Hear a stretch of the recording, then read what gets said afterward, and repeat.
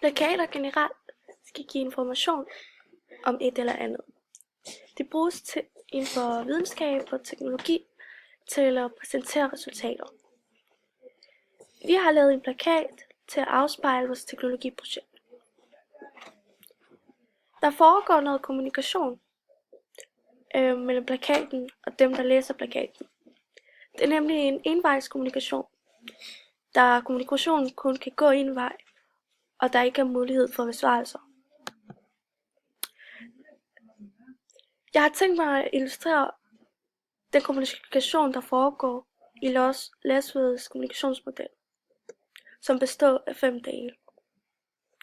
Hvem siger hvad? Gennem hvilken kanal? Til hvem? Med hvilken effekt? Hvem siger? Det er os, der formidler noget information. Altså mig, Maja, Fie og Halvdan, som har stået bag at lave ældreportalen. Hvad? Vi kommunikerer vores produkt og afspejler processen i vores teknologiprojekt. Vores budskab er, at ensomme ældre er et stort problem. Gennem hvilken kanal? Det gør vi gennem plakaten. Til hvem? Vi skulle bruge plakaten i vores messen som en del af vores standdesign. Så vores målgruppe er dommerne og teenagers, som gik rundt og læste plakaten. Med hvilken effekt? Vi ønsker, at modtagerne fortolker vores budskab positivt, samt få et realistisk overblik over, hvad vi har arbejdet med.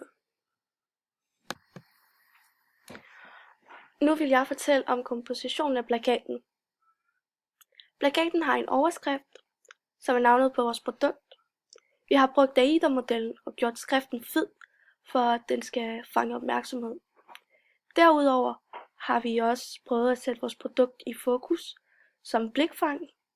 Blandt andet ved at sætte billedet af produktet inde i en ikon af en computer, som også er med til at understrege, at vores produkt er en hjemmeside. Under overskriften har vi en lidt mere uddybende sætning om, hvad vi sælger. En overskuelig hjemmeside til ensomme ældre. Og under det har vi navne på forfatterne af plakaten, altså os. De vigtigste informationer har vi placeret i blå boxes, så man kan nøjes med at læse disse del og læse resten for uddybende informationer.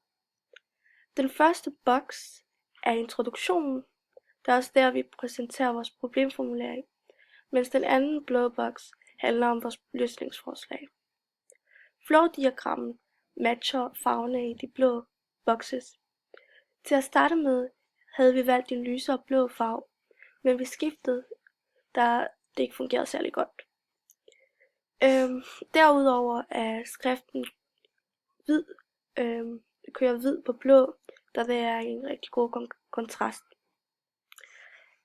Al tekst er opdelt og organiseret, og meget nem og overskuelig at læse med en klar linje afstand.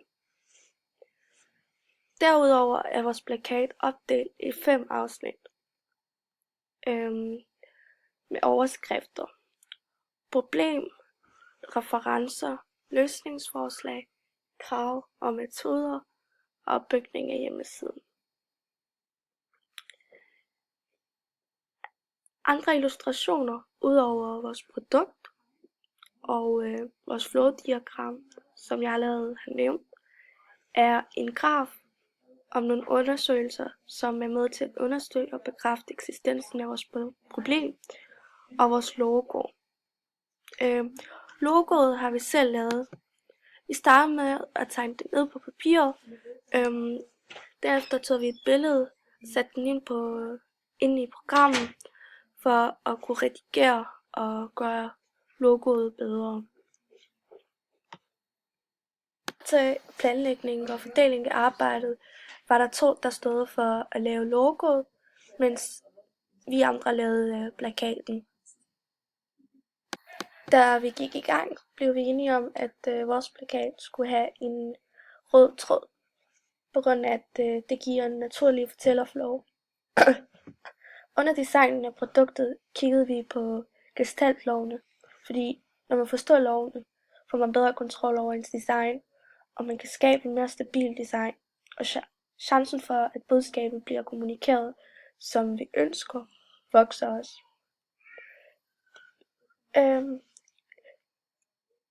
Loven om nærhed, som siger, at symboler, der er anbragt nær hinanden, opfattes som sammenhørende. Her i toppen har vi placeret billedet af vores produkt tæt på afsnittet med løsningsforslag, så man kan se sammenhængen. En anden lov siger, at ting, der er forbundet, opfattes som hørende sammen. Det bliver brugt i vores flowdiagram. Der er en bille, der indikerer, hvordan de forskellige elementer er sat sammen. I forhold til farver er vores design meget simpelt. Der er kun blå og hvide farver for det meste, som går igennem.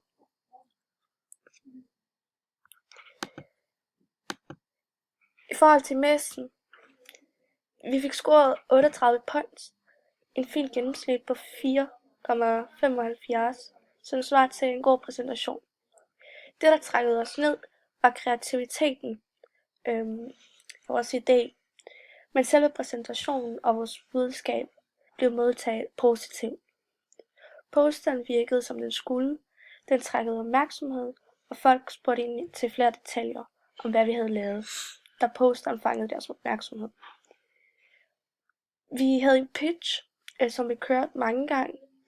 Dog valgte vi at droppe den et par gange, da nogle gange blev det bedre, eller det gav bedre mening at bare svare på spørgsmål personligt. I forhold til gruppearbejdet, jeg synes, at min indsats har været god. Vi har haft bare konflikter gennem forløbet. Dog har vi været gode til at løse konflikterne, uden at gøre det til et større problem. Så jeg har lært meget om gruppearbejde, og så er jeg også blevet bedre til at bruge programmer som Photoshop.